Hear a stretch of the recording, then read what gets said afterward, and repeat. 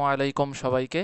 পদার্থবিজ্ঞান নবম দশম শ্রেণীর দ্বিতীয় অধ্যায় গতির পার্ট 2 এর ক্লাসে আপনাদের সবাইকে আবারও স্বাগতম।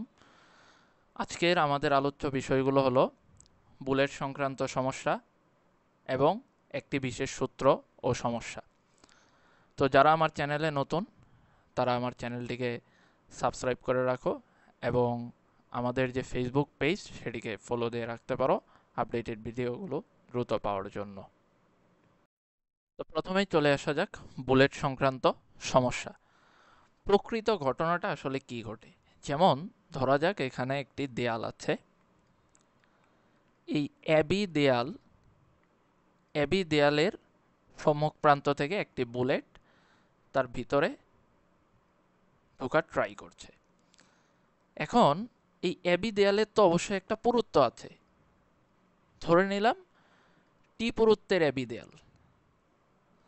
তাহলে বুলেটটি যখন এবি দেয়ালের মধ্য দিয়ে ঢোকার চেষ্টা করবে তখনই এবি দেয়াল তাকে বিপরীতমুখী একটি বাধাজনিত ঘর্ষণ বল প্রদান করবে এফ, যার ফলে এখানে বোঝাই যাচ্ছে বুলেটের মন্দন সৃষ্টি হবে। ফলে বুলেটটি যদি ইউ আদিবেগ নিয়ে দেয়ালে প্রবেশ করে তাহলে তার বেগ ধীরে ধীরে কমতে কমতে এক পর্যায়ে দেখা যাবে যে জিরো হয়ে যাবে। আবার যদি দেখা যায় যে দেয়ালটিকে ভেদ করে যদি চলেও যদি যায় তাহলে তার বেগ আর ইউ থাকবে না, সেখান থেকে ইউ প্রাইম অর্থাৎ অন্য একটি বেগ সে অর্জন করবে। তাহলে এটি হচ্ছে প্রকৃত ঘটনা প্লাস কনসেপ্ট। তো এখন এটার ম্যাথ করার জন্য আমরা যে সূত্রগুলো ইউজ করব সেগুলো হচ্ছে সাধারণ গতির সূত্রগুলোই, বাট এখানে একটু চেঞ্জ আছে। যেমন যেহেতু এখানে মন্দন হচ্ছে তাহলে যে সকল জায়গাতে আমার প্লাসে ইউজ হতো ওই সকল জায়গাগুলোকে আমি মাইনাস এ দিয়ে রিপ্লেস করে দেব। যেমন V equals to U plus A T যে সূত্রটি ছিল বুলেটের ক্ষেত্রে সেখানে আমরা ইউজ করব v equals to u minus at, s equals to ut minus half at square and v square equals to you square minus 2as। এই প্রত্যেকটি ক্ষেত্রে আমরা এ কে মন্দন বলবো। তাহলে আমরা যা বুঝলাম যে বুলেটের ক্ষেত্রে সবসময় মন্দনের সৃষ্টি হয়, কখনোই সেই ক্ষেত্রে ত্বরণের সৃষ্টি হয় না। এটাই হচ্ছে প্রকৃত এবং বাস্তব ঘটনা। এবং দিন শেষে সে যখন দেয়াল থেকে বের হয় তখন তার বেগ আদিবেগের অনেকাংশে কমে যায়। এগুলো নিয়েই চলো দেখে নেওয়া যাক আমাদের পরবর্তী ম্যাথ। এখানে বলা হয়েছে একটি বুলেট 1.5 কিলোমিটার পার সেকেন্ড বেগে ছুটে একটি দেয়ালের মাঝে 10 সেন্টিমিটার ঢুকতে পেরেছে। বুলেটের মন্দন কত?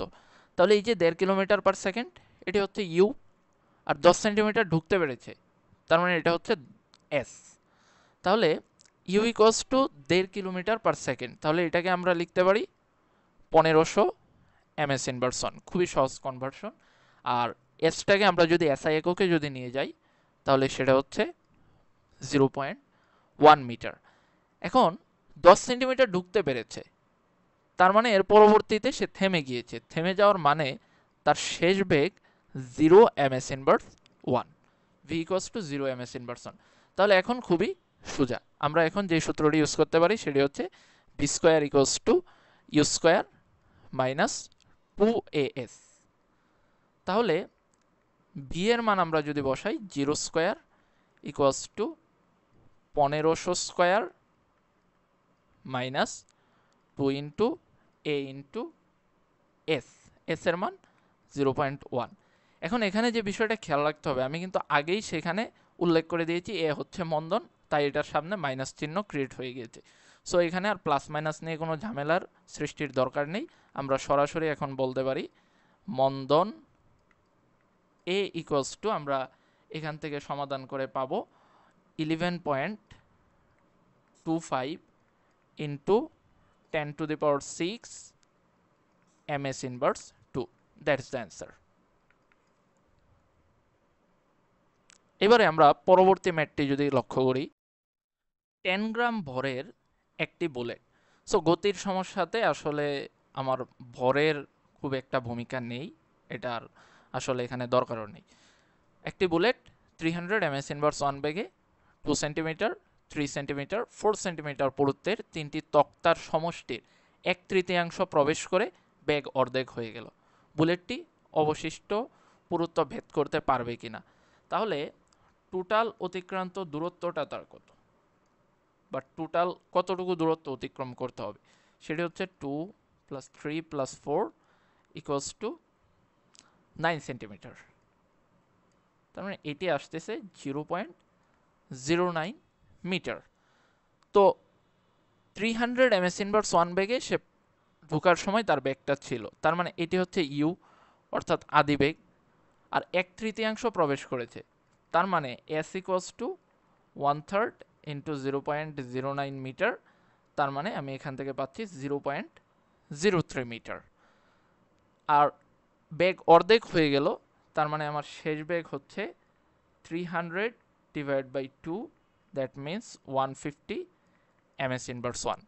তাহলে এখান থেকে সহজেই v² = u² - 2as এই সূত্রটি ইউজ করে আমরা v এর জায়গায় যদি 150 বসিয়ে দেই, 150² = 300² - 2 × a × এখন এখানে অতিক্রান্ত সে কতটুকু দূরত্ব অতিক্রান্ত করেছিল, সে কিন্তু 1/3 দূরত্ব অতিক্রম করেছিল, তার মানে 0.03 মিটার অতিক্রম করেছিল। সো এখান থেকে এর মান আমরা পাবো, অর্থাৎ যেটি মন্দন 1.125 × 10⁶ ms/2। সো বুলেটের ক্ষেত্রে যে জিনিসটা সবসময় মাথায় রাখতে হবে, তার বেগের চেঞ্জ হতে পারে, ত্বরণের চেঞ্জ হতে পারে, বাট ত্বরণের আসলে কখনো চেঞ্জ হয় না। কিন্তু একটা কেসে গিয়ে দেখা যায় যে তখন ত্বরণ আমি চাইলে চেঞ্জ করতে পারি, বাট বুলেটের ক্ষেত্রে যখন সে দেয়ালে প্রবেশ করতে থাকে, আমাদের 9-10 পর্যন্ত লেভেলের আলোচনায় কি হায়ার আলোচনাতেও আমাদের ত্বরণের কোনো চেঞ্জ হয় না, শেষ বেগের চেঞ্জ হয়, আদি বেগের চেঞ্জ হয়, ত্বরণ বা মন্দনের কোনো চেঞ্জ হয় না। তার মানে এটা এখানে কনস্ট্যান্ট থাকবে। তাহলে পরবর্তীতে আমাকে বলছে যে অবশিষ্ট পুরুত্ব ভেদ করতে পারবে কিনা। তাহলে অবশিষ্ট আমার কতটুকু রইল? অবশিষ্ট পুরুত্ব এখানে আমার রইল 0.09 - 0.03, দ্যাট মিন্স 0.06 মিটার। তাহলে এই এতটুকু পুরুত্বকে আমার ভেদ করতে পারবে কিনা। এইবারে আমার আদিবেগ কোনটা হয়ে গেল? আদিবেগ হয়ে গেল 150 ms/1 you prime. V prime, তার মানে যেহেতু বলছে যে অবশিষ্ট পুরুত্ব ভেদ করতে পারবে কিনা, তার মানে কোথায় গিয়ে সে থেমে যাবে। তাহলে V prime 0 ms/1। S prime সেটা আমরা বের করব কত, আর এই যে এ মন্দন, এই এ মন্দন সেটা কনস্ট্যান্ট থাকবে। এটা বুলেটের এখন যা কিছুই ঘটে যাক না কেন, এই এ এর মান কনস্ট্যান্ট থাকবে, দ্যাট মিন্স মন্দন কনস্ট্যান্ট থাকবে। তাহলে আমরা সেখান থেকে V prime square = you prime square - 2 × a × s prime এটা ইউজ করতে পারি। তার মানে 0² = 150 হোল স্কোয়ার - 2 × এর মান আমরা জানি, সেটা সরাসরি বসিয়ে দেব, ইন্টু এস প্রাইম। তাহলে এস প্রাইম এর মান এই যে এখানে আমার দেওয়া আছে, যেহেতু সেটা কনস্ট্যান্ট থাকে, তাহলে আমার এস প্রাইমের মান আসতেছে 0.01 মিটার। তাহলে বোঝাই যাচ্ছে যে এটা 0.06 মিটার থেকে কম, সুতরাং বুলেটটি অবশিষ্ট পুরুত্ব ভেদ করতে পারবে না। এটাই হচ্ছে আমাদের অ্যান্সার। সো এটা অনেক সময় দেখা যায় যে সৃজনশীলের ঘ নাম্বারে এসে থাকে, তাই এই ম্যাথটা অনেক বেশি গুরুত্বপূর্ণ। এবারে আমরা দেখব একটি বিশেষ সূত্র ও সমস্যা, s = u + ½ × 2t - 1। তো এই সূত্রটি শুধুমাত্র আমরা যখন t = 0 সেকেন্ড থেকে কাউন্ট করব তখন থেকেই এটি খাটবে। অর্থাৎ আমি যদি t = 5 সেকেন্ড থেকে একটা জিনিস অবজার্ভ করে তারপরে আমি বলি যে এততম সেকেন্ডে অতিক্রান্ত দূরত্ব কত, তখন আসলে এটা খাটবে না। তো এইটার প্রমাণটা আমি দেখাচ্ছি। তো প্রমাণটা দেখানোর আগে আমাদেরকে বুঝতে হবে, যেমন আমি যখন বললাম যে প্রথম সেকেন্ড কি মিন করে, প্রথম সেকেন্ড মিন করে 0 সেকেন্ডে তার একটা দূরত্ব ছিল, ধরে নিলাম ছিল, এবং 1 সেকেন্ডে অবশ্যই তার একটা দূরত্ব থাকবে। তাহলে এই দুইটা দূরত্বের যে ডিফারেন্স, এই ডিফারেন্সটা আসলে তার প্রথম সেকেন্ডে অতিক্রান্ত দূরত্ব।